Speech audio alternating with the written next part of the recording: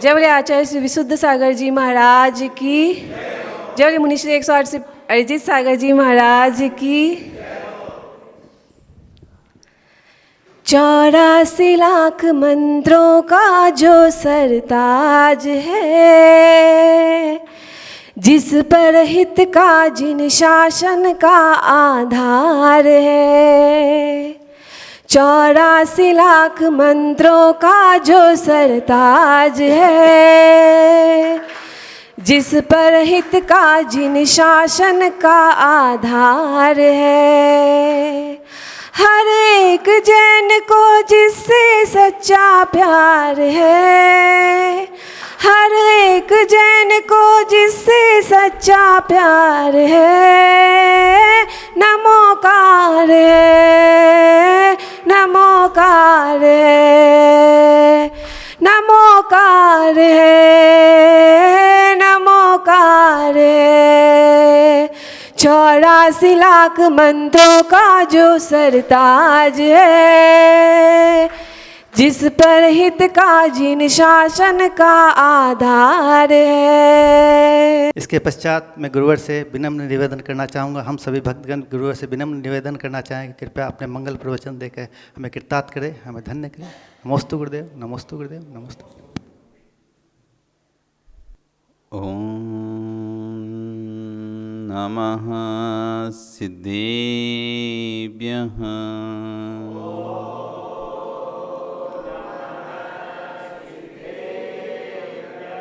ओम नमः सिद्धेभ्यः।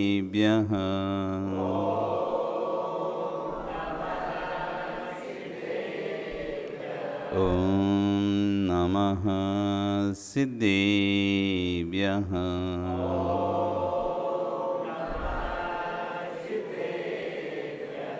तिर्यणि खग्गिणाये रुत्तारी मोहे सिर सिरणिभिः। आईरी राव पस्यो परवादिन्यो वव्यजी लोये। नमो अरिहन्ताणं नमो सिद्धाणं नमो आयर्याणं नमो वज्रायणं नमो लोये सव्यसाहुणं। बोले अनंत अनंत से परमेष्टि भगवान की, आदिब्रह्म आदिनाथ भगवान की, वर्तमान शासने महावीर भगवान की, आचार्य श्री कुंद कुंद स्वामी महाराज की, आचार्य गुगुन कुलभद्र स्वामी महाराज की, आचार्य वर्षी क्षण विशुद्ध सागर जी महाराज की, अहिंसा में विश्व धर्म की।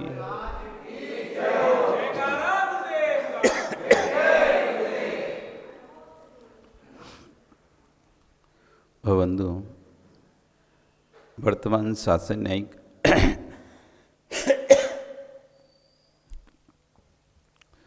वर्धमान स्वामी के शासन में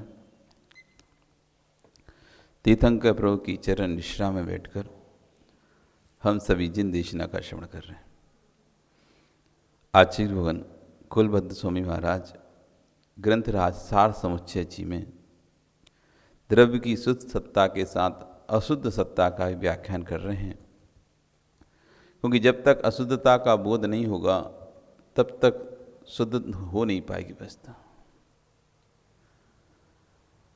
अशुद्धता का बोध होगा कि वास्तव में हमको वस्तु शुद्ध करनी है या अभी अशुद्ध है, तब जाके व्यक्ति शुद्धता को प्राप्त करेगा। और यही मानता रहे शुद्ध है तो कभी शुद्धता को प्राप्त नहीं कर पाएगा। कल यहाँ पर विषय चल रहा था कि व्यक्ति को बंधा हुआ है। कौन है सूरवीर?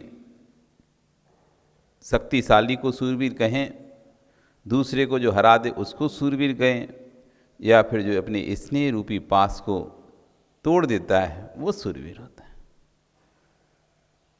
कल कहा था स्नेह छित्वा स्नेह मयान पासान। कौन सूरवीर? जो अपने स्नेह रूपी पास से जो बंधा हुआ है उसको तोड़कर उससे जो मुक्त हो जाता है वो व्यक्ति सूरवीर है। और कह रहे हैं भित्वा मोय महा अर्गला। अर्गला जानते हो कैसे कहते हैं? अर्गला नहीं जानते हैं? अर्गला होता है एक तरह का रोक लगाने के लिए एक बेड़ा सा, जैसे कभी दरवाजे रहते थे दरवाजे, तो दरवाजे के पीछे एक अर्गला लगा दिया जाता है, तोड़ नहीं पाए कोई अट्टा। मोटी लकड़ी आड़ी टेढ़ी जैसी भी है ना, एक इस उसमें से निकलती दीवार में और उस दीवार में घुस जाती थी, हैं आगल, उसी का नाम अर्गला। ठीक है ना, उसको क्या कहते हैं? अर्गला। मतलब इतना मजबूत, गेट की मजबूती को 4 गुना बना दिया। बड़े बड़े राजा महाराजाओं के जो बड़े बड़े गेट होते थे, तो उधर से अर्गला अंदर से लगा रहता था। कोई कितनी बड़े बड़े हाथियों के माध्यम से बड़े बड़े उनके वहाँ से तोड़वाया जाता, लेकिन गेट नहीं टूटता था। क्यों? मजबूत, इतना मोटा, वो यहाँ से वहाँ तक लगा दिया, दोनों दरवाजों को सपोर्ट हो गया। कुंदी चटनी लगाई हुई तो क्या है, थोड़ा सा रहता है, ये पूरा मजबूत सपोर्ट है। इस दीवार से निकलता है और उस दीवार में जाकर फंस जाता है, सब दोनों तरफ गड्ढा रहता है, और फंस गया। अब तुम तोड़ते रहो, अब नहीं टूटने वाला। ये कह रहे हैं ऐसे ही मोह का अर्गला लगा हुआ है हमारे अंदर। इतना मजबूत मोह का गेट बंधा हुआ है, उसमें अर्गला लगा है। कितना प्रवचन सुनते हैं, कितना जनवाणी सुनते हैं, कितने लोगों के दुखों को देखते हैं, कितने लोगों को मरते हुए देखते हैं, सब कुछ देखते हैं। जगत के जितना भी संसार का जो भी प्रपंच चल रहा है, संसार की उठापटक चल रही है, सुख दुख चल रहे हैं, दूसरों के सबको देख रहे हैं, लेकिन तब भी मोह कर रहा है। ऐसा लगा है अंदर, वो बात समझ में नहीं आ रही कि भाई बड़ा संसार में कष्ट है। क्या नहीं देखा आपने? कौन कौन सी परिस्थिति नहीं देखी आपने? अपने जीवन की भी सारी परिस्थितियां देख ली, दूसरे के जीवन की भी देख ली। अपने भी दुख देख लिए, कैसे कैसे दुख आपने भोगे वो भी देख लिए, दूसरा कैसा कैसा दुख भोग रहा है वो भी आप देख रहे हो। तब भी बैराग का बीज अंदर प्रवेश नहीं कर पा रहा, क्योंकि वो मोह का ऐसा अर्गला लगा हुआ है। इतना ठोकने, इतना सब होने के बाद भी कुछ नहीं, करते रहो। तो आज कह रहे हैं कौन है सूरवीर जो मोह रूपी अर्गला को तोड़ दे? सूरवीर तो वही कहलाएगा। जान रहे हैं मोह महामद पियो अनादि, भूल आपको भरमत मादी। ये मोह रूपी मदरा ऐसे पी के रखा है जीव, सब कुछ सामने सामने दिख रहा है। एक व्यक्ति अपने परिवार से बड़ा प्रेम करता था, तो एक महात्मा जी ने प्रवचन में करे कि भाई परिवार के सदस्य सब स्वार्थ के साथी हैं, स्वार्थ है तो सब साथ में हैं, बाकी कोई किसी का साथ नहीं देता है, सब अपना अपना स्वार्थ ढूंढते हैं। तो व्यक्ति खड़ा हो गया बीच सभा में, महात्मा जी ये तो गलत बात है, आपको पता नहीं मेरा परिवार कैसा है। मेरा परिवार तो ऐसा है, यदि मैं दिखूं ना तो उनकी बेचैनी हो पड़ती है। मेरा परिवार तो ऐसा है कि यदि मैं एक दिन भोजन ना करूं, वो पानी ना पिए पूरे दिन मेरे बिना, कुछ भी नहीं होता मेरे बिना। यदि मैं चला गया तो उनका तो रो रो के और पता नहीं क्या हाल होगा, हो सकता है प्राण ही ना बचे, इतना स्नेह करते हैं। और आप कह रहे हैं सब स्वार्थ के साथी हैं, सबको अपना अपना स्वार्थ दिखता है, अपना अपना काम दिखता है। जब काम होता है तो सब साथ में होते हैं, जब काम नहीं होता तो कोई साथ नहीं होता। ये सही नहीं है आपकी बात। महात्मा जी उसको समझाते हैं, भाई नहीं, बात तो सत्य यही है। अब तुम देख पा रहे हो नहीं देख पा रहे, तुम्हारी दृष्टि है कि नहीं आप गलत हैं। तो उसने कहा ठीक है, एक काम करते हैं, प्रैक्टिकल देख ले रहे। हाथ कंगन को आरसी क्या और पढ़े लिखे को फारसी क्या, है ना।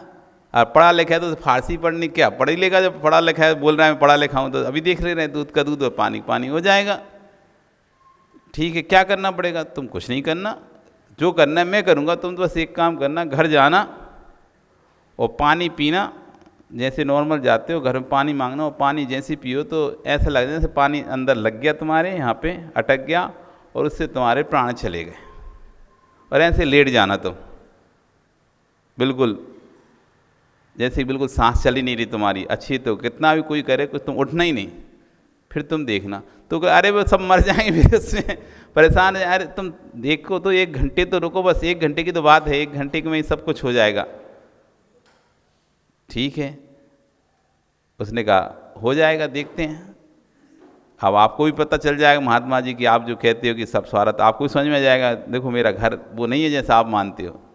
ठीक है भैया, हो सकता है, चलो देखते हैं। चले गए और वो गया व्यक्ति और अपने घर में जैसे ही पहुँचा और उसने पानी मांगा 1 गिलास, उसने पानी पिया और पानी ऐसे करते हुए ज़मीन पे गिर गया। अब घर के सब लोग तो डर गए और सब लोग वहाँ पे रोना मचाने लगे, क्या हो गया क्या हो गया क्या हो गया, इन्हें क्या हो गया क्या हो गया, और उठो उठो उठो। अब वो सोच रहा देखो मैंने कहा था ना, ये सब लोग कितना बेचैन हो गए, परेशान हो गए। अब महात्मा जी आएंगे देखेंगे तो उनको समझ में आएगा। अब थोड़ी डॉक्टर को बुलाओ, ये करो वो करो, फ़ोन लगा रहे सब जगह, डॉक्टर को आए जल्दी से, लेकिन जहाँ भी फ़ोन लगा रहे अब वो डॉक्टर ही नहीं, फ़ोन नहीं उठा रहा, कहीं कोई नहीं उठा रहा। तब ये महात्मा जी वैद्य का रूप बना के, वैद्य का एक तांत्रिक मांत्रिक का रूप बना के, मांत्रिक का रूप बना के वहाँ से गए। कोई कैसा भी बीमार हो, कोई भी किसी को तकलीफ़ हो, मेरी एक मंत्र से वो ठीक हो जाएगा, एक मंत्र दवा से ठीक हो जाएगा, ऐसा वहाँ पे जोर से बोलते निकले। और जैसे निकले अरे घर वालों अरे अरे बुलाओ बुलाओ बुलाओ, मांत्रिक निकल रहा है, तांत्रिक है तो कुछ तो करेगा, ठीक हो कराना है इनको, तो बुलाएगा उसे। ये देखो क्या हो गया, उसने देखा, सब आँख कान सब देखे, ऐसे देखने, अरे इन्हें तो कोई बुरी शक्ति ने पकड़ लिया है, और बुरी शक्ति जो है वो इस घर में किसी एक के प्राण लेकर जाएगी। अभी यदि आपको इसको जिंदा करना है तो आप में से किसी एक को अपने प्राण देना पड़ेगा। आप लोग सब इससे बहुत प्यार करते हैं, मैंने मतलब शुरू चर्चाओं में रखा हमारे को इसके बिना तो हमारा नहीं चलेगा, ऐसा वैसा, आप कैसे भी करके उनको जीवित करें, नहीं तो हमारा तो उन्होंने कहा ठीक है आप लोग बहुत प्यार करते हैं इनसे और इनके बिना हम मर जाएं, भले इनको जीवित कर दो। जब आप इस तरह की बात कर रहे तो अब आप बताओ आप में से कौन मरना चाहेगा, सो मैं इनको जीवित कर दूँ, उसके बदले में एक चाहिए मुझे। तो ये जो शक्ति लगी इनको, विद्या लगी है, तंत्र भूत विद्या पिशाच विद्या, वो एक को लेके जाएगी घर में से किसी को। अब जैसे उसने कहा कि मैं मंत्रित पानी कर दे रहा, जिसमें से जो इसको पिएगा तो ये विद्या पिशाच विद्या उसको लग जाएगी और ये ठीक हो जाएगा। अब माँ की तरफ देखा, माँ कहती है अब पति तो चले गए थे, अब बेटा भी चला गया, पोतों का थोड़ा सुख भोग लूँ, अब पोते हैं तो पोतों का सुख भोग लूँ। अभी क्या, अब मैं भी चली जाऊँगी तो पोतों का सुख कैसे भोगूँ, मैं अभी नहीं जाना चाहते। पत्नी की तरफ देखा, अब सब सुन रहा है, पत्नी कहती है अब इन बच्चों को भी पढ़ाना लिखाना बड़ा करना है, कोई भी एक मरेगा तो एक को ही रहना है। जब एक को ही रहना है, दोनों को साथ में रहना नहीं है, दोनों में कोई एक ही रहे तो फिर हम क्यों एक ही को तो हम कर लेंगे, जैसे है इसको बढ़ा लेंगे पढ़ा लेंगे लिखा लेंगे, क्योंकि या तो मैं मरूंगी या वो जिंदा रहेगा, तो दो में से जब एक ही जिंदा रहना है तो फिर हम ही जिंदा क्यों नहीं रहे हम क्यों मरें, ये तो वैसे भी ठीक है, काम तो वैसे ही नहीं करते थे, घर में पढ़े ही रहते थे, तो क्या हम रहने दो। भाइयों की तरफ देखा, भाई कह रहे अरे अभी हमको भी तो ये करना है, वो काम है, ऐसा कर। अब जिन जिन की तरफ वो कहता है सभी अपनी अपनी व्यवस्थाएं दिखा देते हैं, हमें ये है वो है। फिर आखिरी में सब लोग उसी तांत्रिक की तरफ देखते हैं, तांत्रिक जी आप बताओ आपके आगे पीछे कोई है कि नहीं, यदि नहीं हो तो उसको कोई बात नहीं, अरे हो तो हम उसको पैसा दे देंगे तुम्हारी तरह से, तुम्हें इसको मंत्र को पी लो, इस पानी को पी लो, जिससे कि हमारा बेटा ठीक हो जाएगा और जो भी आपका करना होगा क्रिया सब हम करेंगे अच्छे से। तो तांत्रिक कहता है बहुत बढ़िया, रास्ता बताओ भी और चलो भी। उसने पिया पानी और जैसे उसने पिया कहा उठ जाओ भैया, खड़े हो जाओ, देख लो अब तो ये है तुम्हारे संसार की व्यवस्था। जब तक आँख खुली है तब तक कुछ और ही स्वरूप है लोगों का, जब तक आँख खुली है जब तक कुछ और ही परिचय है लोगों का, आँख बंद होने के बाद परिचय कुछ और ही है लोगों का। जहाँ आँख खुले में मित्र दिखाई देते हैं, शत्रु दिखाई देते हैं। वहीं आंख बंद करने में जो शत्रु हैं वो मुंह मित्र जैसे दिखाई देते हैं, और जो मित्र हैं वो शत्रु जैसे दिखाई देते हैं। एक विषय घर का व्यक्ति छोड़ देगा, लेकिन शत्रु को आपको दे, अरे यार अब मर गया तो कम से अब तो बैर छोड़ें, चलो इसको कंधा दे देते हैं। मित्र सोचेगा अरे कंधे में जाऊंगा कहीं ऐसा ना हो कि इसका खर्चा मेरे ऊपर पड़ जाए, इसके घर में तो कुछ है नहीं है, और अब मैं जाऊंगा तो सब लोग कहेंगे चलो करो, मिल बांट के इसका करते हैं, मिलजुल के इसका करते हैं जो भी करना है, तो कहीं मुझसे पैसा ना मांग ले तो मित्र और कन्नी काट जाएगा। आज जाने नहीं बोलूँगा, आज तो मैं बिजी हूँ, आ नहीं पाया, तुम लोग करे आओ उसके संस्कार। तो हो सकता है मित्र आपका पीछे हट जाए और शत्रु सोचे चलो इतने दिन तो शत्रुता नवाई क्या ही है, चलो आखिरी में अब क्यों शत्रु रखना है, चलो उसके आखिरी चले जाते हैं। आंख बंद करने पर वातावरण बदल जाता है, वस्तु बदल जाती है, सब प्रकार का माहौल बदल जाता है। इसलिए ये कह रहे हैं यहाँ पे मोह वित्वा मोहे अल्लाह। कौन है सूरवी जो मोह रूपी अल्लाह को भेद दे, तोड़ दे? नहीं टूट पा रहा। यहाँ तक कि अभी कई फिल्में बनती हैं, एक फिल्म दिखाई गई नरक के दुखों की फिल्म, उसमें नरक के दुख दिखाए गए, नरक के दुख कैसे कैसे नरक, आदमी डर जाए अरे ऐसे दुख मिलेंगे, ऐसे दुख मिलेंगे, और जब फिल्म देखता तब तो उसकी आंखों से आंसू निकल रहे, भगवान मैं तो ऐसा पाप नहीं करूँगा, भगवान मैं तो ऐसा पाप नहीं करूँगा। ऐसे व्यक्ति रो रहा है फिल्म देख देख के, ऐसे ऐसे उसमें दुख दिखाए जा रहे हैं और उसके फल बताए जा रहे हैं कि ये करने का ये फल था, ये किया था ये फल था, तुमने चोरी की थी, तुमने ऐसे दूसरों को छलाता है, ये सब करके ऐसा ऐसा दिखाया जा रहा है। और वहाँ आदमी अंदर अंदर रो रहा कि नहीं मुझे नहीं करना, और जैसी फिल्म खत्म हुई बाहर निकला सब खत्म। वही फिर चोरी, वही छल, वही कपट, कोई झूठ, मायाचारी, सब भाई कोई असर नहीं पड़ रहा। कहते ना मोटी खाल हो गई, मोटी चमड़ी। इतना सुनने की बाद भी मोतीलाल जी असर नहीं पड़ रहा। अब बताओ अब कौन क्या वज्र का प्यार कराया जाए, क्या कराया जाए तुम्हारे ऊपर भागचंद जी?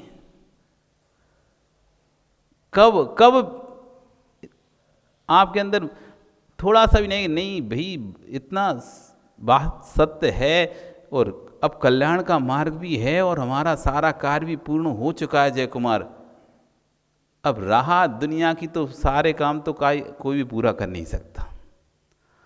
तुम सोचो कि हम जगत के सारे कार्य निपटा दें फिर अपना कल्याण करने जाएं, तो ये तो आप भूल जाओगे, जगत के कभी भी पूरे कार्य आप कर ही नहीं सकते। कोई ना कोई अधूरा तो आपको जब भी जाओगे छोड़ना ही पड़ेगा। आज जाओ, कल जाओ, परसों जाओ, कभी भी जाओ, जहाँ भी जाओगे, चाहे यहाँ आओ चाहे शमशान में जाओ, कहीं तो जाने दो में से कहीं, या तो हमारे पास आ जाओ नहीं तो शमशान में जाओगे। छोड़ना तो है ही, आज नहीं तो कल संदीप छोड़ना तो है ही। चाहे यहाँ छोड़ के आओ चाहे शमशान छोड़ के जाओ।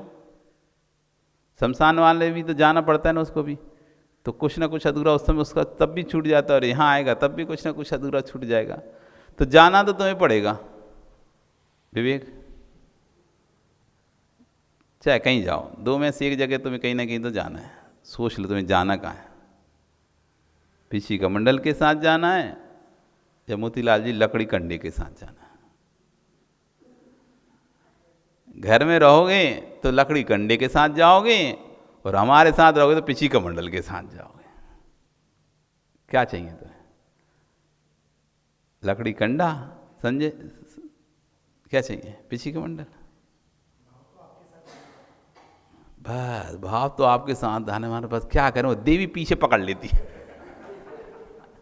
देवी छोड़ती ही नहीं है। क्या करें महाराज? वो कहती ब्याह क्यों किया था जब तुम्हें जाना ही था तो? जब तुम्हें जाने का इतना शौक था तो शादी क्यों की? मनीष कहाँ फंस रहे हो फिर से? छोड़ो, निकल गए हो, फिर जान के उसमें दलदल में घुसने से क्या ही फायदा है। जिस दलदल से बच के निकले हों और उस दलदल में पुनः जाने की भाव भी करना, मतलब तो फिर तो यही हो गया कि जब दलदल में फंसे तब कह रहे थे बचा ले कोई, अब बच गए तो फिर से कह रहे हैं कोई दलदल में फंसा दे हमें। नहीं फंसना।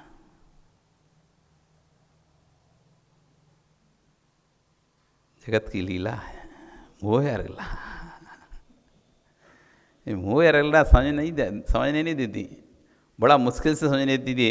बिरले जीवें कहते हैं कि मुनि बनने वाले जीव ऐसे ही हैं जैसे भाड़ में से कोई एक चना और चढ़ जाता ना, चना सेकते ना उसमें, फूला वाला वो जो होता है ना उसमें चना सेके जाते हैं, तो उसमें से फटर फटर चना होते रहते हैं, उसी वो थोड़ा सी डालते हैं तो ज़्यादा बाहर नहीं निकल पास, उसी में फटर फटर उसी में गिरते रहते हैं। वो चढ़ते हैं फिर होता है, फिर गिर जाते हैं, वो चढ़ते हैं फिर वही, लेकिन गिरते उसी में ही हैं। ऐसे संसार के जीव हैं, बैराग हो गया बस हो गया, और फिर वहीं नीचे ठप्स हो गया, फिर हो जाता है, फिर ठस हो जाते हैं। मतलब कई बार बैराग आता है, घर छोड़ दें, अब तो घर में रहने नहीं, अब बातें भी करते हैं ऐसी, अब तो मुझे घर छोड़ देना है। क्यों संजय, अब घर में रहने नहीं, अब तो सब छोड़ छाड़ के महाराज के पास रहना है। फिर थोड़ी बार अरे वो रेट बढ़ गई है उससे यार इस बार लॉटरी ड्रा खोलना है, निकला कि नहीं निकला तो फिर आ जाता है कि भाई क्या करें, पुराने सिक्के तो रखें घर में, उन्हें तो निकालना है, पुराने नोट रखें उन्हें भी तो निकालना है, मीटिंग है दिल्ली में, बम्बई में, कलकत्ता, तो फिर वो फटर करके वहीं रह जाते वो वहीं फूटता है और वहीं फट जाके नीचे रह जाता है। एक आध कोई बिल्ला है जो उस भाड़ में से चट के बाहर गिर जाए, नहीं तो क्या उधर ही उचकते हैं। थोड़ा बैराग आता है, फिर जब शांत हो जाते हैं, अब आदत हो जाती फिर से वापस उसी चीज़ की। तो ये स्थिति है। सुन रहे समझ रहे सब कुछ होने के बाद भी तो कह रहे हैं मोहे रूपी महान अल्लाह को जो तोड़कर क्या करता है, सच्चारित समायुक्ता, सम्यक चारित्र को प्राप्त करता है। कर लो प्राप्त कर लो, कमल सुशील दोनों से कोई एक ही प्राप्त कर लो। पहले तो ऐसे ही तो रहता था ना, इतने इतने बच्चे रहते, 4 4 5 5, एक आध निकाल दो, कोई नहीं, महाराज बन भी जाए तो फर्क नहीं पड़े। सच्चारित्र समायुक्ता, जो सच्चारित्र से युक्त हो जाता है, सूरो मोक्ष पते स्थितः, ऐसा व्यक्ति ही मोक्ष मार्ग में सूर है।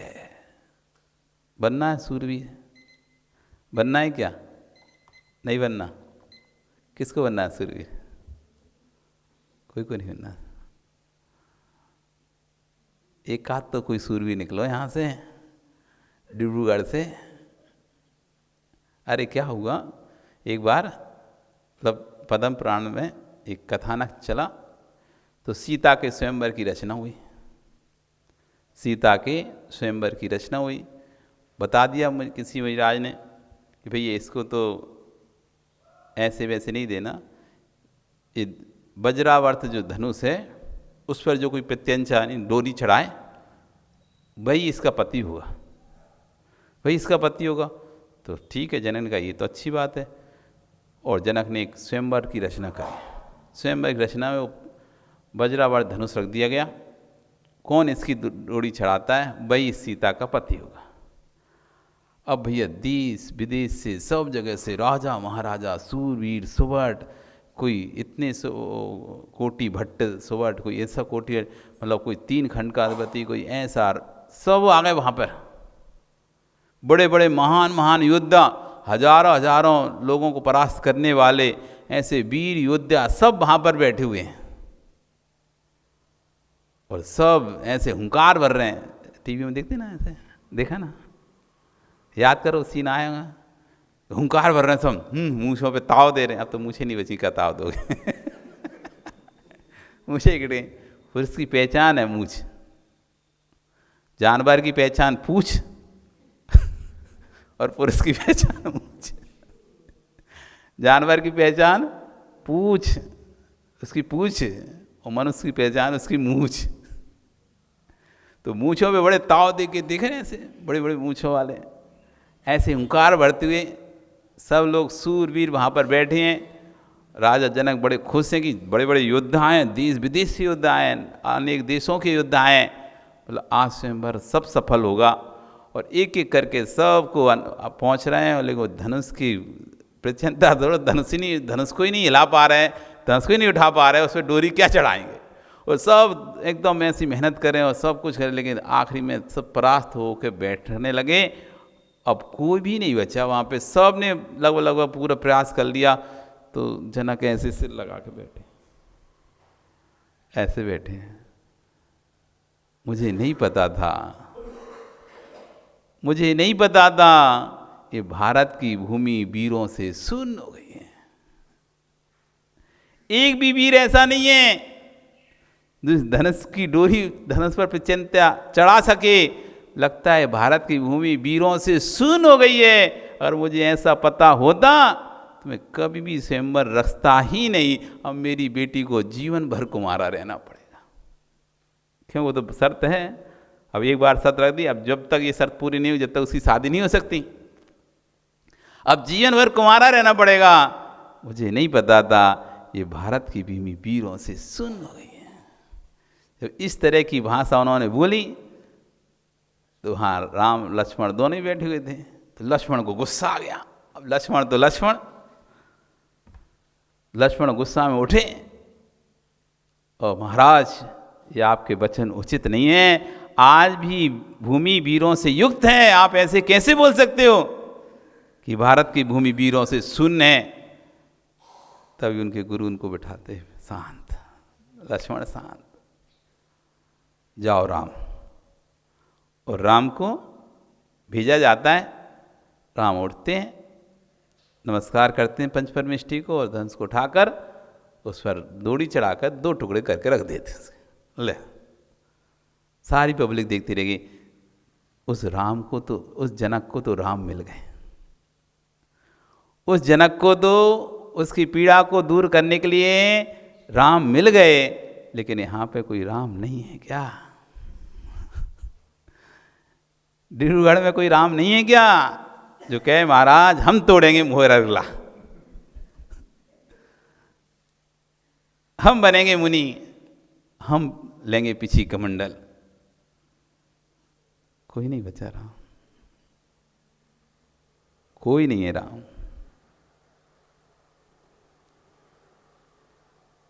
पता होता तो स्वयंवर ही नहीं रहते। मोह यार अगला, क्या सोच रहे हैं सुरेंद्र जी? क्या सोच रहे हैं? पोते की शादी होगी उसके बाद सोचेंगे। किसका इंतजार कर रहे हो? पोते की शादी का? बेटी की शादी हो गई? हो जाएगी।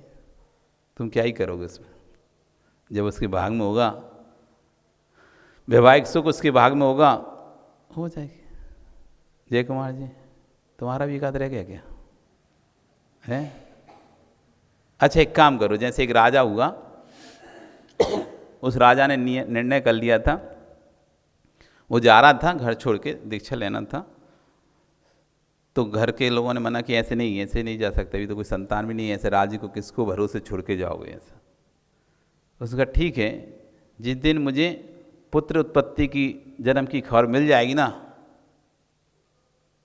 उसी दिन मैं ये बैराग ले लूँगा। संकल्प कर लिया।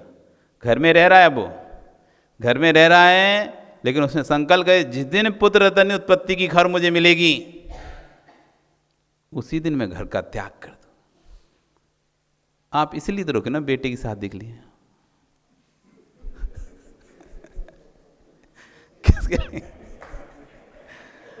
यही तो कह रहे हैं ना, बेटे की शादी, बेटे की शादी बाकी है जय कुमार, इसलिए तो रुके हो ना। बाकी तो और कोई, तो बाकी सब ठीक है, बाकी सब एडजस्टमेंट, बस बेटे की शादी तो ले लो। आज एक नियम, जिस दिन बेटे की शादी का फेरा पड़ जाएगा 7वां, उसी दिन मैं बैराग ले लूँगा। अब इसमें तो कोई दिक्कत ही नहीं ना। जिसके लिए रुके हो बस नहीं होगी तो मत ले लेना जब तक नहीं हो शादी। हो सकता है तुम्हारा ऐसा संकल्प करने से कल ही रिश्ता जाए। ये ठीक है, ससुरा जा ही रहा है, रहेगा नहीं, टेंशन खत्म है। लड़की सोचे कि कोई बात नहीं, अब ससुरा तो रहेगा नहीं, कोई नहीं, अपनी मस्त रहेंगे, मजे रहेंगे खूब, हैं? तो ले लो, यही संकल्प ले लो। जैसे उस राजा ने लिया, जाना तो था, उसने कहा तो मुझे बैराग हो रहा है और मुझे जाना है। तो अब घर के लोग नहीं ऐसे कैसे जा सकते हो, तो उसने कहा ठीक है कैसे जाना चाहिए, पहले संतान तो हो जाए एक आध, तब तो जाओ तुम, नहीं तो फिर तो हमेशा ही इस वंश को कोई चलाने वाले नहीं रहेगा। सुकौशल मुनिराज की कथा है ये। किसकी कथा है? जिनके पिताजी उनको पेट में ही राज देकर, बेटे मतलब उन्होंने राज तलाक कर दिया था, और जब जैसी खबर मिलेगी जन्म की वो वैसी में निकल जाऊंगा, वो घर छोड़ के निकल गए थे। बड़ी मार्मिक कथा है ये भी सुकौशल मुनिराज की, कि अपने बेटे को राज दे दिया, मतलब बैराग को प्राप्त हो गए। मुनिराज के उन्होंने प्रवचन सुने, और प्रवचन सुनने के बाद उनको बैराग हो गया, और उन्होंने कहा नहीं मुझे तो अब रहने नहीं संसार में, और ना इन संसार के कार्यों से विरक्त हो गए। वो घर छोड़कर जब जाने लगे तो परिवार के लोगों ने, मंत्रियों ने, सेनापतियों ने कहा कि ये तो आप गलत कर रहे हो, बिना उत्तराधिकारी के राज्य तो शत्रुओं की निगाह में पड़ेगा, जिसकी कोई रक्षक नहीं होता तो फिर चील कौवे से लौंच लौंच के खा जाते हैं। ऐसे ही आपके राज को सारे शत्रु सेना तो नज़र लगा के रखी है, वो सारा हड़प लेगी, फिर क्या होगा, इसलिए आप ऐसे नहीं जाएं, कितने लोगों का हित होगा। आप एक काम करें, जाना ही है, इतना करें कि जब इस राज का उत्तराधिकारी मिल जाएगा फिर दूसरों की निगाह नहीं इससे खराब कर पाएंगे वो लोग, उस दिन फिर आप निकल जाना। तो ठीक है, उस दिन का इंतजार करते हैं, और 9 महीने इंतजार किया, और जब पता चला तो माँ ने वैसे तो खबर सबको बताना नहीं पुत्र रतन हुआ, क्योंकि जैसे पता चलेगा पुत्र रतन हुआ तो निकल जाएंगे, और जब तक पता नहीं चलेगा पुत्र रतन हुआ है तो रहेंगे, और अलग रहने लगे महल में, मतलब शांति से। जब पुत्र रतन हुआ तो एक दासी को रहा नहीं गया बताने का, मन उसको चाला हो गया कि इनाम मिलेगी, खुशी बताने के लिए बेताब रहता ना व्यक्ति, तो खुशी बताएंगे तो हमें कुछ मिलेगा, राजा से सोना चांदी मिलेगा। और वो बता दी राजा को, राजन आपको पुत्र रत्न की प्राप्ति है। राजा ने जितना गहना चांदी उसको दिया खूब, और बस वहाँ पहुँचे, उस बेटे को राज तिलक किया। नवजात शिशु को, तुरंत के जन्मे शिशु को राज तिलक किया, राज तिलक कर अपना मुकुट उठाकर उसके पास रखा, आज से तुम इस राज्य के उत्तराधिकारी। और उसको देकर वो निकल जाते हैं। माँ रोती रहती, बिलखती रहती है, पत्नी खूब रोकती है। ऐसे होता है कोई नवजात शिशु को ऐसे छोड़ के कोई जाता है कि उसने पिता का सुख ही नहीं देखेगा, कैसे करूँगा मैं, कैसे संभालूंगा, कैसे राज होगा। पर उसको तो बहरा तो निकल गए।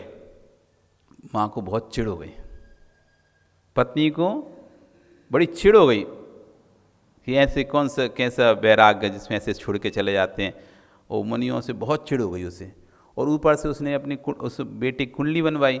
जब कुंडली बनवाई तो राज जोशी ने क्या कहा कि कुंडली देखकर, अरे माँ कहती क्या हुआ, इसके भाग में तो बैराग लिखा है, ये जे दिन किसी दिगंबर मुनिराज को देख लेगा उसी दिन ये घर छोड़ देगा। अब माँ की तो और हालत खराब, पति छोड़ के चला गया।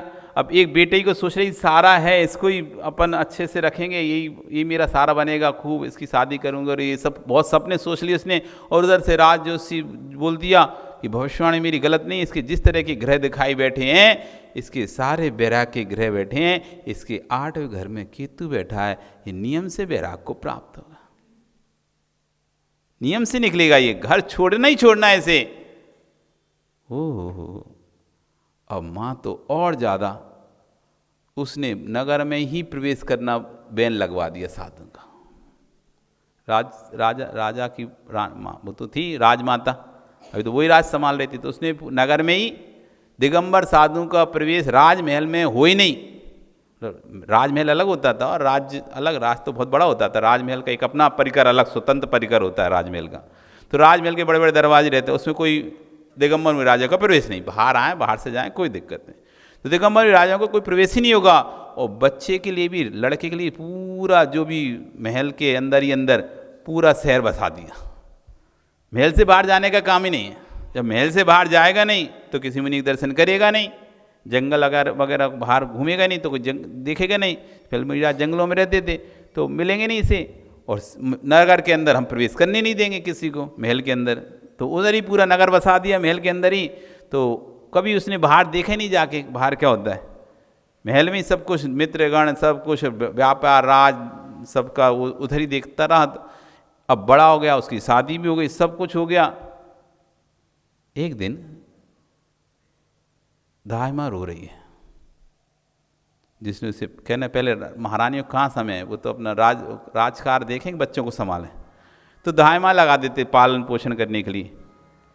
तो वो दाई माँ रो रही है, तो बेटा पूछता है क्या हुआ, सुकौशल पूछता है क्या हुआ माँ, आप क्यों रो रही हो, किसी ने आपको कुछ बोल दिया, किसी ने आपको कुछ कह दिया, बताओ मुझे, आज से अभी मैं उसे दंडित करूंगा।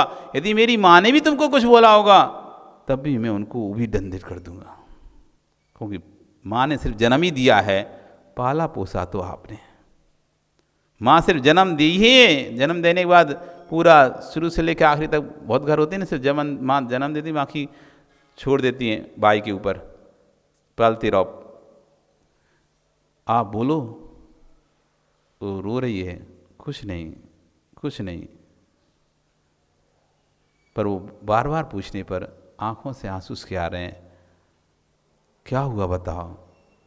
आज एक घटना घटी। कि क्या घटना घटी, क्या बताऊं। तुम्हारे पिता जब तुम जन्म लिए उसी समय मुनि बन गए, तुमको राज देकर चले गए, मुनि बन गए, जंगल चले गए, मुनि बन गए। आज इस नगर का वही राजा जो मुनि बना था, वो नगर के लिए आया था। वो वही द्वारपाल, जो द्वारपाल कभी आंख उठाकर देख नहीं सकते थे, कांपते थे, आज उन्हीं द्वारपालों ने उनको धक्का देके नगर से बाहर निकाल दिया। तुम्हारी माँ ने यह आदेश करके रखा है, कोई भी मुनि नगर में प्रवेश करने ना पाए। आज उनको धक्का देकर मेरे तो हृदय के रोम रोम कांटे उठ गए कि कहाँ ये राजा हुआ करते थे और आज मुनिराज हैं, तो ये लोग कैसे उनको धक्का देकर, जिनकी कोई औकात नहीं है, किसी समय राजा के कांपते थे देखकर, आज उनको धक्का देकर निकाल रहे हैं। क्या माँ, माँ तो बोली थी तुम्हारे मेरा पिता मर गया है, मतलब स्वर्गवास हो गया उसका, तो जब से मेरा जन्म लिया है। नहीं, तुम्हारे पिता मरे नहीं हैं, तुम्हारे पिता ने दीक्षा ले ली है। लेकिन राज जोशी ने कहा था कि तुम्हें यदि मुनिराज का दर्शन हो जाएगा तो उसी समय वैराग को प्राप्त हो जाओगे, इसलिए तुमको नहीं बताया गया कि तुम्हारे पिता मुनिराज बने, क्योंकि तुम्हारी माँ नहीं चाहती थी तुम भी मुनि बनो। अब जब निमित्त मिलते हैं तो ऐसे मिलते हैं, माँ कहाँ है मेरे पिता, मुझे उनके दर्शन करना है। अब तो मैं उनके दर्शन करे बिना रह ही नहीं सकता, मुझे एक बार दर्शन करना है। पर नगर से बाहर जाने की उसको भी परमिशन नहीं थी, कभी गए नहीं नगर से बाहर, तो उसने क्या देखा ही, नगर कुछ नहीं देखा। कैसे करूं माँ, कैसे जाएं, राजमहल से सीधे नहीं जा सकते, तो पत्नी की साड़ियों को बांधकर खिड़की झरोके से नीचे डालकर पीछे के दरवाजे से निकल जाते हैं। वो दाहिमा व्यवस्था कर देते निकलने की, और निकलते हैं, जंगल में घूमते घूमते पहुंचते हैं। सो उनके मुनिराज पिता, सुकौशल मुनिराज के पिता ध्यान कर रहे होते हैं, तो वहाँ ये पहुँच जाते हैं। और वो तो मुनिराज तो रिद्धियों के धारी थे, अवधि ज्ञान के धारी थे। और बेटे को, इधर बेटा आया, नमस्कार किया और उपदेश के लिए प्रार्थना की, वहीं बैठ जाओ। उपदेश के लिए प्रार्थना की, प्रार्थना करने के बाद पिता ने कहा, बेटा तेरी आयु 3 दिन की शेष है, आयु मात्र 3 दिन की शेष है। उसने कहा अब मैं घर नहीं जाऊंगा, अब 3 दिन की आयु, अब घर क्या जाऊंगा, जाऊंगा तो हो सकता है फिर आ ही ना पाऊँ, मैं ही मर जाऊं, इसलिए आप कृपा कर मुझे जैनेश्वरी दीक्षा प्रदान करें। और उसने वहीं केशलोचन किया और मुनिवाज बनकर उन्हीं के साथ, पिता के साथ ही वहीं खड़ा हो गया। इधर जब माँ को पता चला कि ये क्या हो गया, बेटा चला गया, और पूरी खबर जब उसको पता चली तो उसके तो बहुत परिणाम खरे, आद रोध ध्यान होने लगे उसके उत्तरी से, अनेक प्रकार से रोना धोना बच गया। और उन्हीं रात रोध ध्यान से उसके हृदय की धड़कन रुक गई, वो मर गई।